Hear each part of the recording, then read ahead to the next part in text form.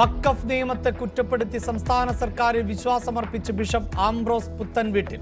മുനമ്പം പ്രശ്നം പരിഹരിക്കാൻ പുതിയ വഖഫ് നിയമം പര്യാപ്തമല്ല. ഈ അമെൻമെൻറ്റിൽ തന്നെ ചില പോസിറ്റീവായിട്ടുള്ള കാര്യങ്ങളുണ്ട്, ചില നെഗറ്റീവായിട്ടും ഞാനിപ്പോൾ ഇത് വായിക്കാൻ തുടങ്ങിയപ്പോൾ എനിക്ക് മനസ്സിലാകുന്നത് അങ്ങനെ തന്നെയാണ്. മുനമ്പം പ്രശ്നം വഷളാക്കിയത് സംസ്ഥാന സർക്കാരാണെന്ന് അഭിപ്രായമില്ല. മുഖ്യമന്ത്രി എന്ന നിലയിൽ അല്ലെങ്കിൽ ഒരു രാജ്യം ഭരിക്കുന്ന അല്ലെങ്കിൽ സംസ്ഥാനം ഭരിക്കുന്ന ഒരു ഗവൺമെൻറ്റിനെ വിശ്വസിക്കുക എന്നുള്ളത് അവർ പ്രത്യേകിച്ച്. ജബൽപൂരിലെ അക്രമത്തിൽ ക്രൈസ്തവർക്ക് ആശങ്ക. അടുത്ത തെരഞ്ഞെടുപ്പിൽ ലത്തീൻ സമുദായം രാഷ്ട്രീയ നിലപാട് പറയുമെന്നും കോട്ടപ്പുറം ബിഷപ്പ്. ബംഗാളിൽ വഖഫ് നിയമത്തിനെതിരായ പ്രക്ഷോഭത്തിൽ വ്യാപകാക്രമം. മുർഷിദാബാദിൽ മരണം 3. ട്രെയിൻ ഗതാഗതം തടഞ്ഞും പ്രതിഷേധക്കാർ. സമാധാനം പുനഃസ്ഥാപിക്കാൻ പട്ടാളത്തെ വിന്യസിച്ചു.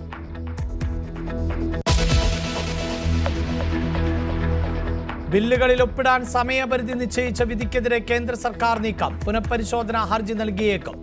കോടതി ഉത്തരവിൽ കൂടുതൽ നിർദ്ദേശങ്ങൾ. ഗവർണർ ബിൽ മാറ്റിവെച്ച രാഷ്ട്രപതി സുപ്രീം കോടതിയുടെ അഭിപ്രായം തേടണമെന്നും വിധിന്യായം.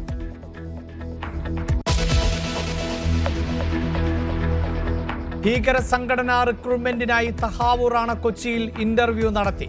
താമസിച്ച താജ് ഹോട്ടലിലെ സന്ദർശകരുടെ വിവരങ്ങൾ തേടി NIA. സഹായിച്ച ആൾ വിദേശത്തേക്ക് കടന്നതായും സൂചന. അന്വേഷണ സംഘത്തിൽ കൊച്ചിയിൽ നിന്നുള്ള ഉദ്യോഗസ്ഥരും.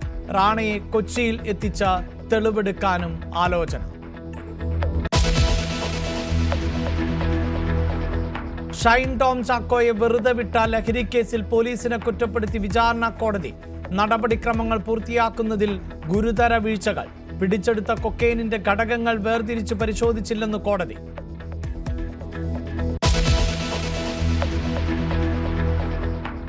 വിശുദ്ധവാരത്തിന് തുടക്കം കുറിച്ച ഓശാന ഞായർ. കുരിശിലേറ്റപ്പെടും മുമ്പുള്ള യേശുവിന്റെ ജെറുസലേം ആഗമനം അനുസ്മരിച്ച് വിശ്വാസികൾ. ക്രൈസ്തവ ദേവാലയങ്ങളിൽ പ്രാർത്ഥനയും കുരുത്തോല പ്രദക്ഷിണവും.